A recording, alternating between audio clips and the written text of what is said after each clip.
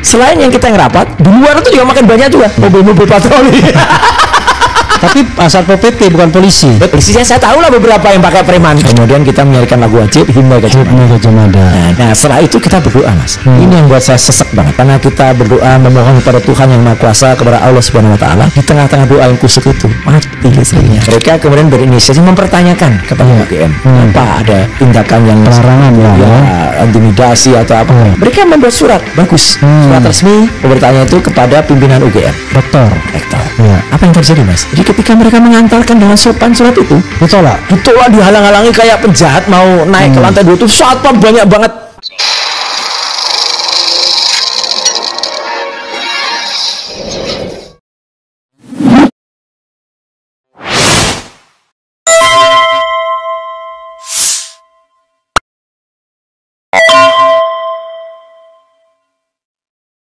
Oke, ini saya sebutkan Mas Roy ya.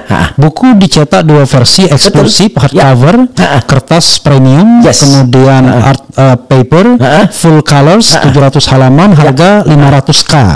500k itu bukan 500 kilo, tapi 500.000. Reguler, soft cover, kertas standar, black and white, ya. Kemudian harga 700 halaman juga, sama, harga 250k. Isinya sama, persis. Hanya satu. Harga spesial bagi PO pre-order 10 pieces. Untuk lanjutnya silakan hubungi 0877 2598 0909. Kemudian disertakannya juga ada Bank BCA ya, untuk bisa resminya ya. Jadi kalau pesanan asli itu sudah ada bukti transfernya kan. Dan bukti transfernya untuk itu bukan transfernya, tidak seperti di UC kemarin ya, sudah ditransfer DP terus dikembalikan. Ketika kita mau sub launching itu beda Mas Roy ya. Ini bonus bagi sobat era sekalian. Apa yang terjadi dengan jadi gini, saya ceritakan dulu mungkin kepada yang barangkali belum update. Jadi saudara sekalian, pada tanggal 18 Agustus, Mas Roy, kemudian Dr. Tifa dan Rismon Sianipar, Dr. Rismon, itu mau melakukan soft launching buku Jokowi's White Paper di UC UGM. UC UGM itu University Club UGM. University Club itu memang ada fasilitas untuk conference, seminar dan lain sebagainya, dan itu waktu zaman saya kuliah sudah lama. Ya, sudah lama. Sekarang lebih bagus ya, tetapi dulu sudah ada. Dan biasa digunakan untuk kegiatan-kegiatan ilmiah. Persis. Termasuk launching buku, diskusi buku. Mahasiswa sering pakai itu karena murah.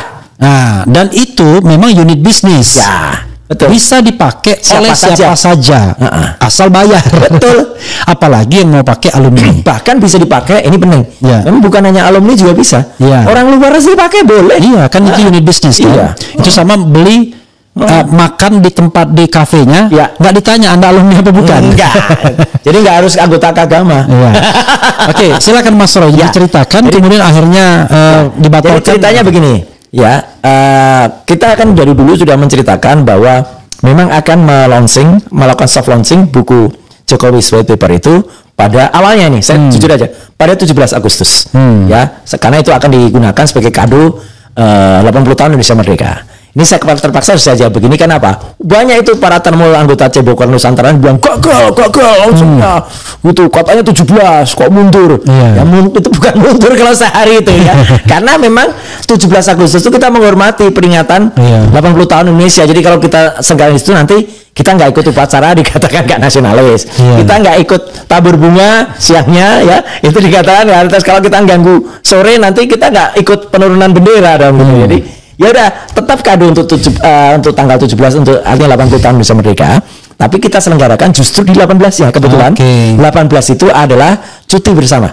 Dan itu hari konstitusi kan. Jadi cocok kalau itu hari konstitusi kita peringati dengan soft launching. Nah, sebenarnya 18 itu hari kemerdekaan ada lagunya 18 Agustus tahun 45. Besok kemarinnya hari kemarinnya. Karena kalau yang 16 itu 16 Agustus tahun 45. Besoknya hari kemerdekaan kita. Silakan Mas Roy. Jadi kami putuskan karena memang pada tanggal 18 itu ya kami bertiga ada di Jogja. Ya karena sebelumnya juga ada undangan itu undangan sebelumnya untuk acara Koalisi Aksi Menyelamatkan Indonesia kami pada 18 malam. Nah jadi mumpung serangan itu hari libur dan bagus, kita rapat cepat waktu itu pada minggu yang lalu. Lah kita putuskan soft launchingnya di Jogja. Dan memang betul tadi pemirsa RH, kenapa kita milih UC? Ya, karena memang itu bisa disewa oleh siapa saja. Nah, makanya disitulah kita sewa. Meskipun memang rencananya adalah memang kita mau diskusi untuk memperingati 80 tahun Desa Merdeka sekaligus launching buku.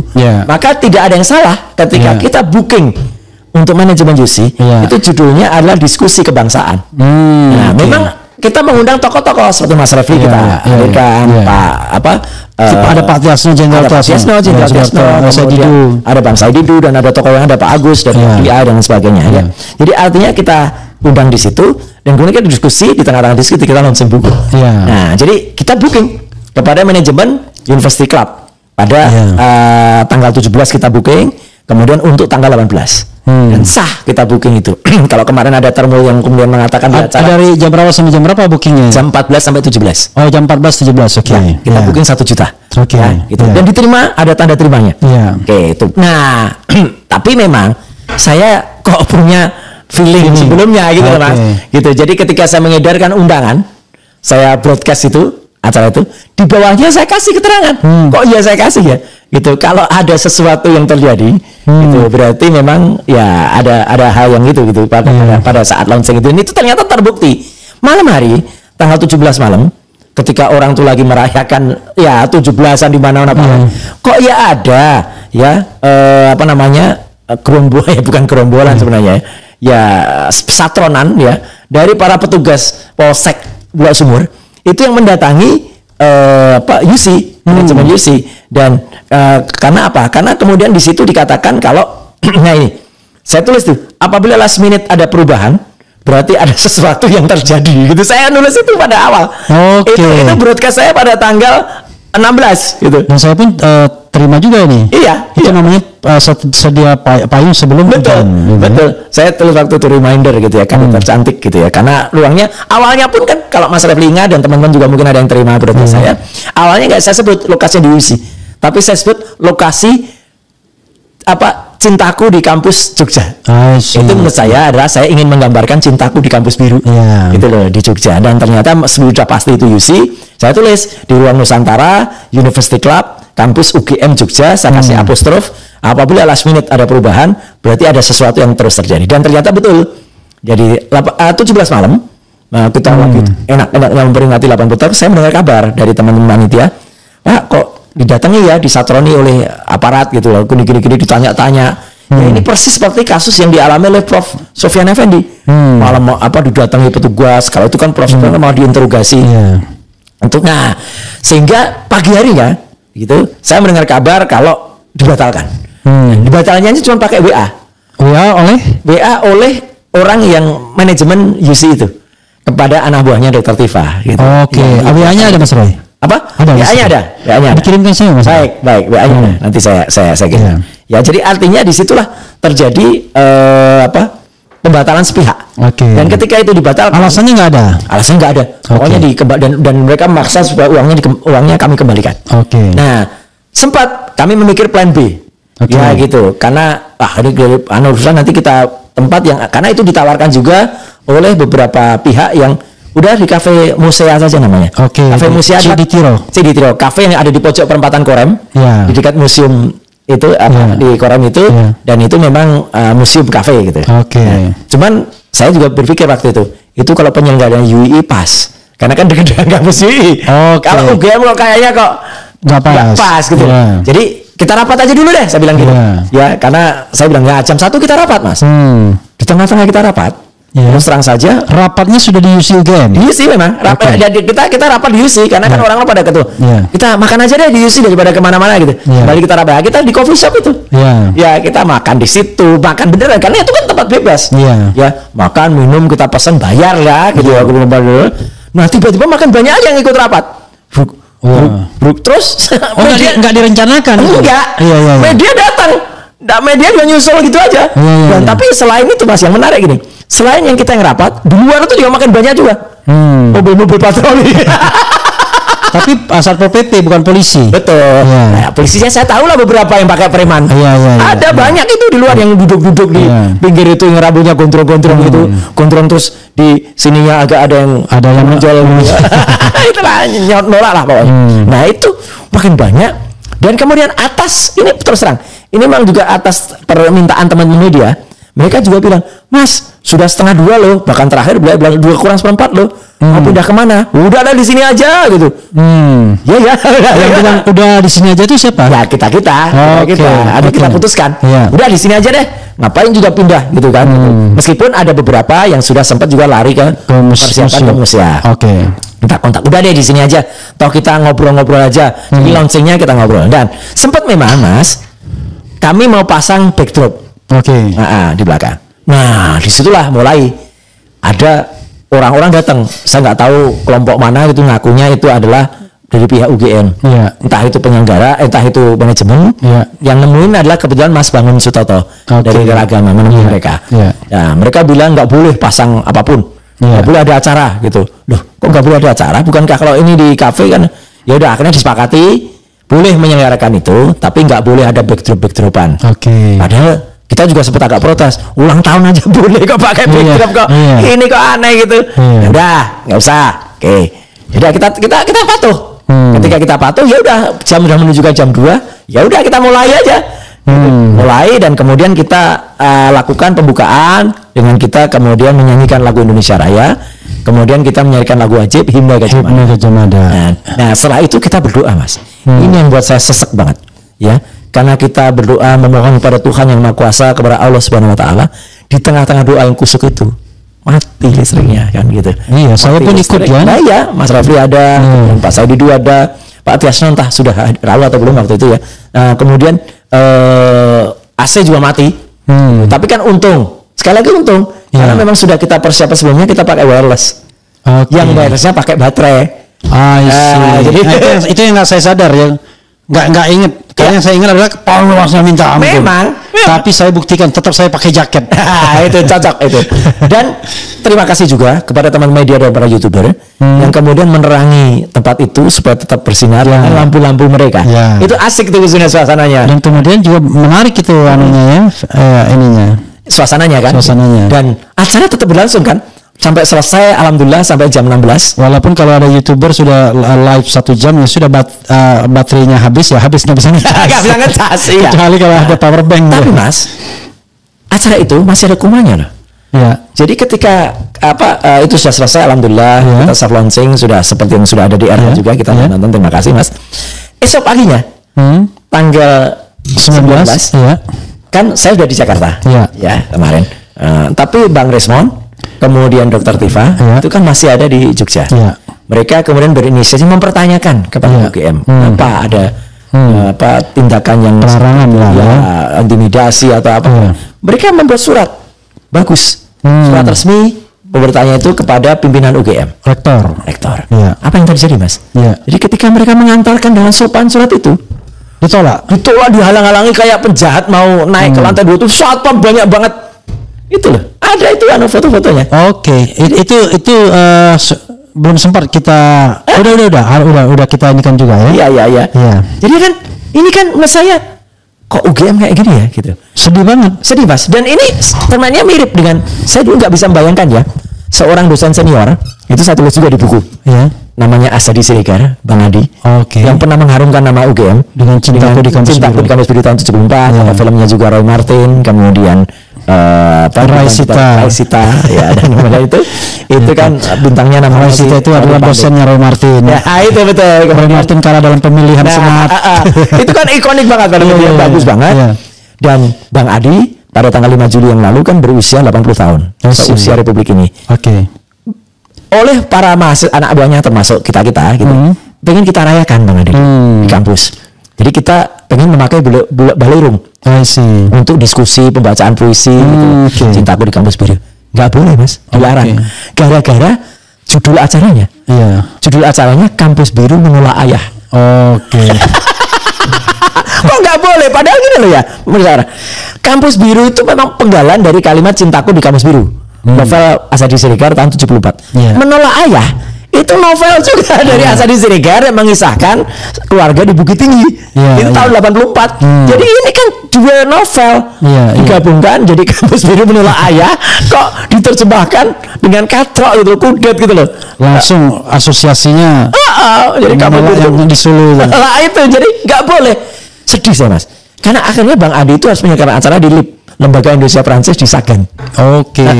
Kan ironis ya, orang yang pernah membuat harum kampus Universitas Gadjah Mada dengan novel yang legendaris sampai sekarang malah tidak bisa merayakan ulang tahun. Dan itu juga yang kami rasakan kemarin.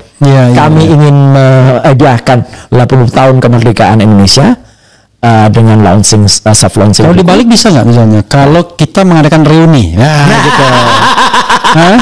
Iya, yang justru orang-orangnya nggak jelas. Roy, Rismond, Tifa, ya kan, mengadakan reuni di UGM.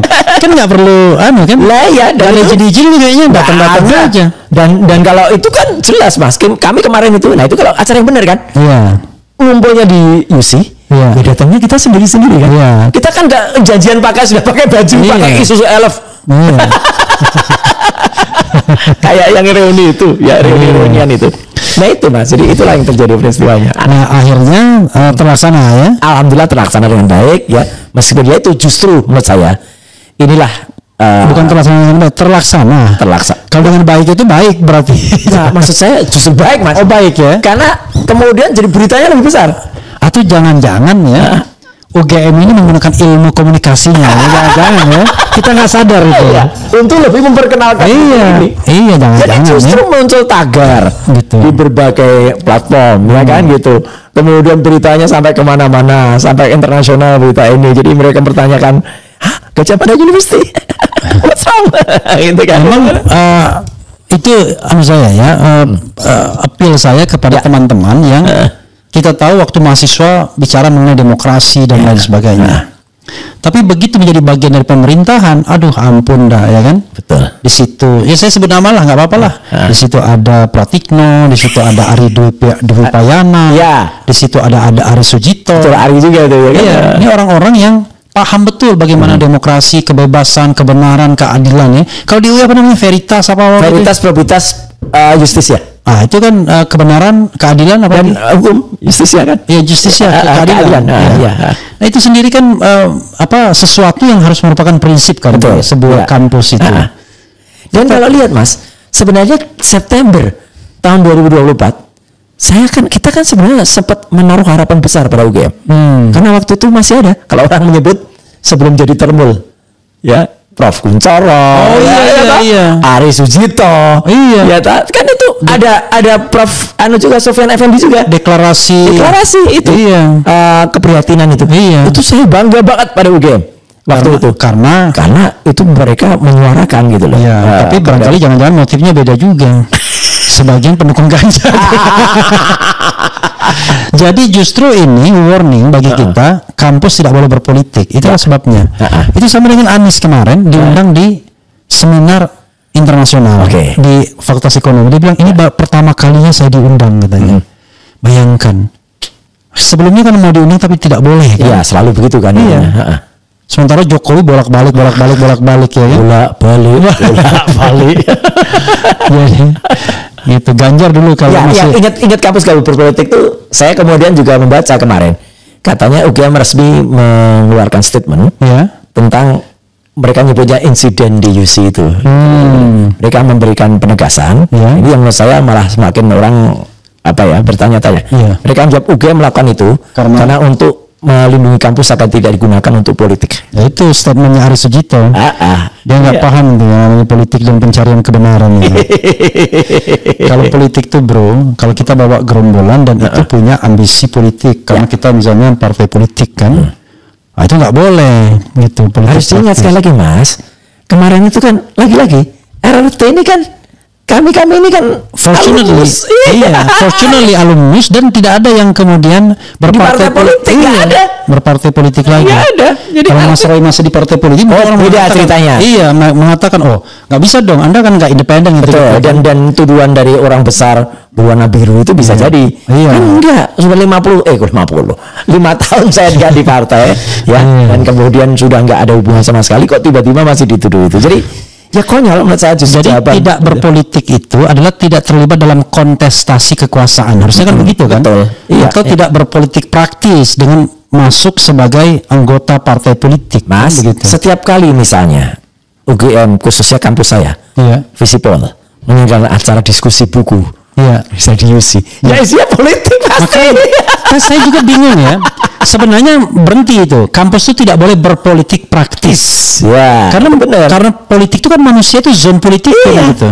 Apalagi fakultas ilmu sosial dan ilmu politik. Gitu. Politik praktis itu dua hal penandanya, yaitu masuk menjadi anggota partai politik. Yang kedua ikut kontestasi politik. Itulah yang namanya berpolitik. Dan apakah ya ini tergantung penilaian masyarakat atau pemirsa Arad Channel ya.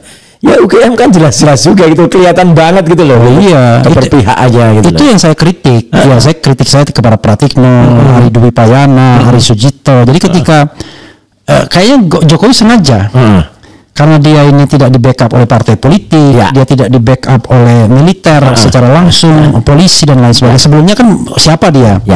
Kelihatannya dia untuk mencari legitimasi itu seolah-olah di backup oleh kampus besar bernama UGM, kan begitu ya? Mengesankan begitu. Awalnya UGM bangga. Udah presiden. Udah presiden. Tapi memang keterlibatan UGM itu sudah lama Mas kalau mau kita bongkar. Contohnya adalah ketika di keluarga alumni Gajah Mada. Ya kan dulu yang namanya AD dan ART agama. Sebelum tahun 2014 dan disahkan 2015. Yang namanya alumni itu harus lulus. Ya kan, tapi mendadak pada saat perubahan itu di tahun 2014 yang ketua umumnya nggak boleh kita sebut Ganjar ya. Dan presidennya juga nggak boleh kita sebut waktu itu Mulyono gitu. Di pasal 9 diubah kriteria itu dia AD dan ART itu, bahwa pasal 9 itu orang yang disebut alumni itu adalah orang yang pernah kuliah. Jadi sehari aja kuliah itu alumni. Meskipun katanya beberapa kampus lain juga begitu. Tapi kalau saya gimana kalau seandainya kita misalnya cuma short course apa di sana kan, masa dianggap sebagai alumni juga? Makanya banyak Mas. Salah satu narasumber yang kemarin debat dengan saya juga kan Bang Wapor, saya UGM. Banyak orang, ini terus terang ya, saya tidak mengecilkan orang yang kuliah lanjutan. Tapi kan banyak yang dari S1-nya nggak jelas deh. Tiba-tiba kemudian seperti mensucikan diri ketika ngambil S2 dan karena di UI gitu loh. Karena mereka BHMN atau sekarang apa? Apa itu namanya? Mereka perlu mencari fundraising sendiri. Betul, dan itu beda banget dengan kalau S1 UGM gitu loh. Jadi kalau S1-nya UGM dari awal mereka, dan meskipun sekarang juga ada jalur-jalur selain masuk melalui SNMPTN ya, SNMPTN. Kalau sekarang kan itu. Kalau dulu kan zaman kita Sipenaru. Apa dulu? Sipenaru ya? UMPTN ya. Itu. Sebelumnya dulu kan ada proyek perintis. Sebelumnya lagi ada Skasu. Nah, itu kalau yang S1 ya itu benar-benar murni dia gitu loh. Makanya ya saya mengatakan oke lah, boleh-boleh saja lah orang itu. Itu sama dengan kemampuan berbahasa Inggris kalau S2, S3 dan S1. Kalau kita S2, S3 masih belepotan. Tapi kalau S1-nya di Amerika udah pasti bagus bahasa Inggris. Karena mereka berinteraksi langsung. Jadi ya namanya character building itu terbentuk. Kerjasama, leadership dan lain sebagainya. Tapi kalau sudah S2, S3 Anda soliter. Bahkan bisa jadi kampus jarak jauh. Bahkan nggak pernah menginjak UGM, tiba-tiba langsung ujian disertasi. Banyak kayak gitu. Dan itu maaf, bukan hanya UGM ya. Semua kampus lain juga mengalami itu. Jadi banyak orang yang kalau orang nyebut mensucikan diri. Itu kan ada kemarin juga yang kita nggak mau nyebut dia terpidana yang belum dia. Itu kan sama, itu kan kampus pertamanya kan sudah ditutup. Saya nggak tahu malah. Kampus apa ya? Universitas Wira Swasta Indonesia. Kata Prof Mahfud. Makanya Prof Mahfud, ini kata Prof Mahfud ya, saya nggak bohong. Mengatakan, ya orang kalau mau kuliah itu kan bisa aja di universitas terbuka. Jangan di universitas tertutup. Maksudnya universitas yang boleh ditutup. Nggak salah aja karena mirip-mirip UI kan singkatannya kan. UI. Dan dia habis dari situ ditutup. Dan dia dipikirnya Universitas Jokowi jangan-jangan. UI. Dan akhirnya dia kan kayak quote and quote ya naik kelas lah gitu ketika masuk S2 di Prasetya Mulia kalau nggak salah. Nah itu loh. Tapi ya itulah lah, kita nggak usah ngomongin dia lagi lah gitu. Mas Roy, ini luar biasa perbincangan kita. Mas, closing statement Mas. Baik, jadi sekali lagi karena kata diawali dengan pemeriksaan, ya saya hanya berharap petugas penyidik atau petugas kepolisian tepatnya, khususnya di Polda Metro, tetap bisa profesional dalam menjalani tugasnya, lakukan sebaik-baiknya, jangan kemudian melakukan apa yang hanya diperintahkan, ya kalau itu memang tidak benar ya. Anda memegang posisi yang sangat kuat ya sebagai seorang aparat negara yang wajib menjalankan undang-undang dengan benar ya, dengan kemudian tidak lepas dari aturan hukum yang harusnya ada. Jalankan itu sebaik-baiknya, dan kita tahu jangan hanya mengedepankan undang-undang yang sangat spesifik. Misalnya hanya mengejar undang-undang ITE atau misalnya KUHP saja. Ada undang-undang jauh lebih tinggi dari itu, yaitu Undang-Undang Dasar 1945 atau bahkan Declaration of Human Rights ada di atasnya. Dan pengalaman saya tadi yang moga-moga itu bisa menjadi inspirasi lah gitu bagi orang untuk kemudian melakukan yang terbaik. Tidak ada yang bohong. Yang saya katakan, saya hanya mengatakan apa yang saya lakukan, dan saya tidak perlu mengatakan yang tidak saya lakukan. Ya, dan yang kedua, insya Allah terima kasih juga Mas Refli atas bantuan juga sosialisasi dan publikasinya terhadap buku karangan RRT ya, Desmond Rohitiva, judulnya Jokowi White Paper. Dan ada yang menarik Mas, saya sekaligus mempublikasikan juga. Sahabat kita Mas Risa Fadila juga akan melaunching buku juga, ya kan, judulnya juga sama gitu. Kenapa publik tidak mempercayai ya? Saya kemarin waktu di Jogja, Gatot Nurmantio sepakat untuk memberikan kata pengantar. Itu. Iya. Kemudian saya disuruh bikin yang catatan belakangnya itu. Ya mudah-mudahan itu makin banyak. Ya itu juga memberikan perspektif. Betul. Saya imbau juga bagi teman-teman yang suka nulis lepas ya, baik itu artikel-artikel yang ada di media-media independen, media alternatif atau di media besar. Ayo bersama-sama. Karena buku itu adalah curahan pengetahuan kita, curahan bagaimana kita diajak berpikir secara intelek, kemudian kita menggunakan intelektualitas kita, dan kemudian saya berharap buku ya jawab dengan buku. Kalau itu ada hal yang tidak benar, jawab juga dengan kebenaran atau Anda bukan pembenaran, dan jawab juga ilmu dengan ilmu. Insya Allah ini bermanfaat. Dan jawaban yang paling terakhir adalah keluarkan ijazahnya. Itu tunjukkan ijazahmu. Ya, jangan kemudian fura-fura tidak tahu apa-apa alias fu-fu-fa-fa. Nah ini kasusnya ini ya. Ini fura-fura tidak tahu apa-apa alias fu-fu-fa-fa. Itu. Saya mikir gimana caranya orang ngasih ke Refli Harun channel gitu ya. Saya juga cuma dikasih. Makanya saya tahu. Jadi saudara sekalian, kalau ada kaos-kaos begini kasih lagi ke kita. Iya benar. Dan nanti tinggal tulis kayak teman-teman yang suka nulis di bawah itu loh. Ya. Pengen kaos yang dipakai oleh Surya hubungi saya. Dan itu terjadi Mas. Mohon maaf saya belum sempat mintakan Mas Refli. Tapi ketika respon minta dikasih juga ya. Oke, sekali lagi makasih Pak Mas Roy ya. Mudah-mudahan ini bermanfaat bagi kita. Wassalamualaikum warahmatullahi wabarakatuh. Keren. Cadas.